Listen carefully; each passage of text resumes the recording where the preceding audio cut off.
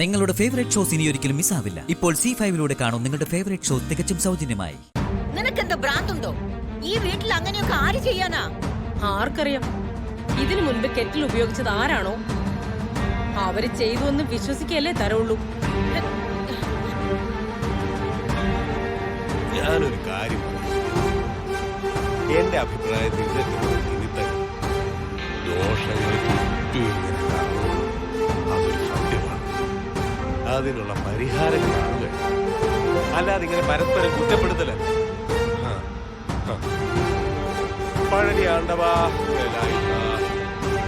നന്ദിതയുടെ വയറ്റിലുള്ള കുഞ്ഞിനെ കാത്തോണേ. ഹരഹരൂ ഹരഹര.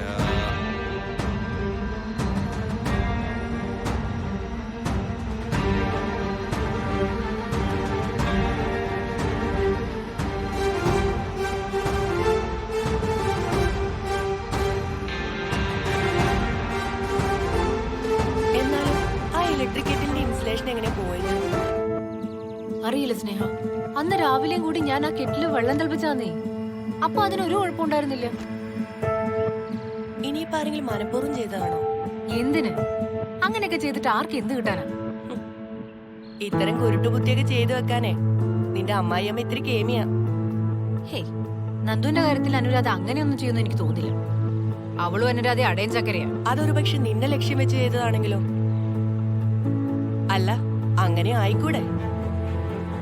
അല്ല, ചക്കിന് വെച്ചത് കൊക്കിന് കൊണ്ടതുപോലെ ആയിക്കൂടെ? എന്തോ എനിക്കറിയില്ല. ഇതല്ല, ഇതിനപ്പുറം ചെയ്യാൻ മടിയില്ലാത്ത ആളാണ് നിന്റെ അമ്മായിയമ്മ അനുരാധ. അവരെ ആ സ്ഥാനത്ത് നിന്ന് മാറ്റി പ്രതിഷ്ഠിച്ചിട്ടേ കുറെ കാലായി സ്നേഹം. ഗിരിയുടെ അച്ഛനോടെ അവര് കാണിച്ച ക്രൂരത അറിഞ്ഞ നിമിഷം മുതൽ ഞാൻ അവരെ വെറുത്തു തുടങ്ങി. സത്യങ്ങളെല്ലാം എനിക്കറിയാവുന്നുള്ള കാര്യം അനുരാധയ്ക്കും അറിയാം.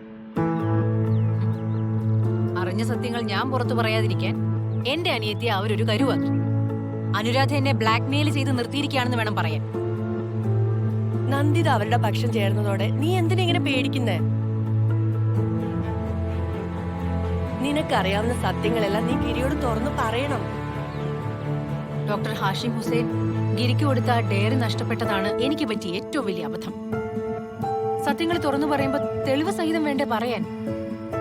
തെളിവും സാക്ഷിമൊഴികളും ഒക്കെ കോടതി മുറിയിലല്ലേ സുമി? മനുഷ്യന്റെ മനസാക്ഷി കോടതിയിൽ എന്ത് തെളിവ്? നീ പറയുന്നത് തന്നെയാണ് അവിടുത്തെ സത്യങ്ങൾ. ആ ഡയറി വീണ്ടെടുക്കാനുള്ള ഒരു ശ്രമം ഞാൻ നടത്തുന്നുണ്ട്.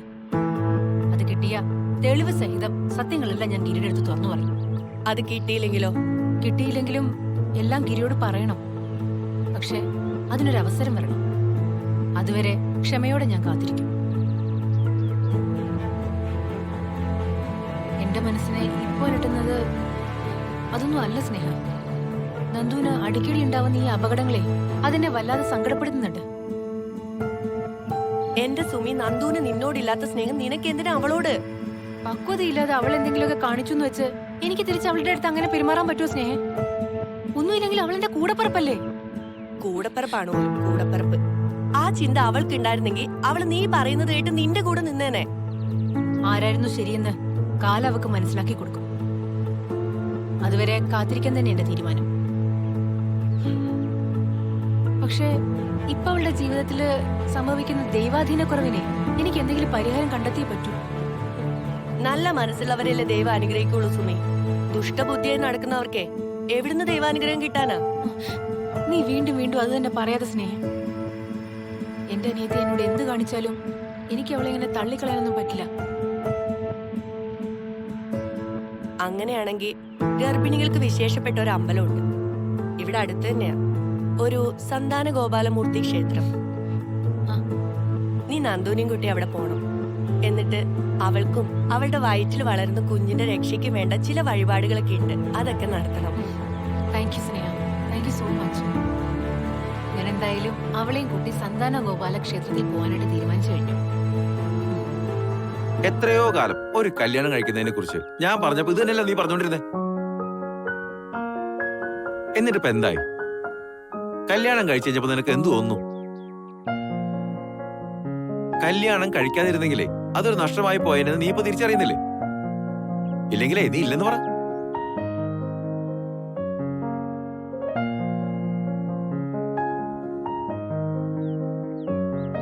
ഇത് തന്നെ കുട്ടികളുടെ കാര്യത്തിൽ സംഭവിക്കാൻ പോകുന്നത്.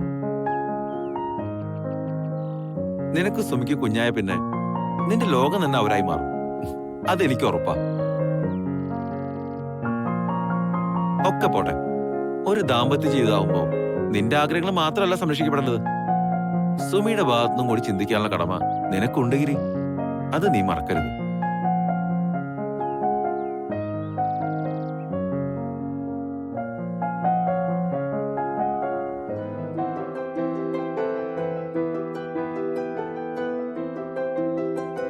നന്ദു, ഇപ്പൊ എങ്ങനെയുണ്ട് നിനക്ക്?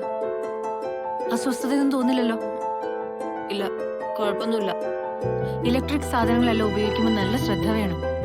പ്രത്യേകിച്ചും ഈ കെറ്റിലും അയൺ ബോക്സും ഒക്കെ കൈകാര്യം ചെയ്യുമ്പോൾ. നിനക്ക് ഓർമ്മയില്ലേ പണ്ട് വീട്ടിൽ വെച്ച് തുണി തേച്ചോണ്ട് നിന്നപ്പോഴത്തേക്കും അമ്മ ഷോക്കടിച്ച് താഴെ വീണത്? അന്ന് നമ്മളൊക്കെ എന്തോരം പേടിച്ചുപോയി.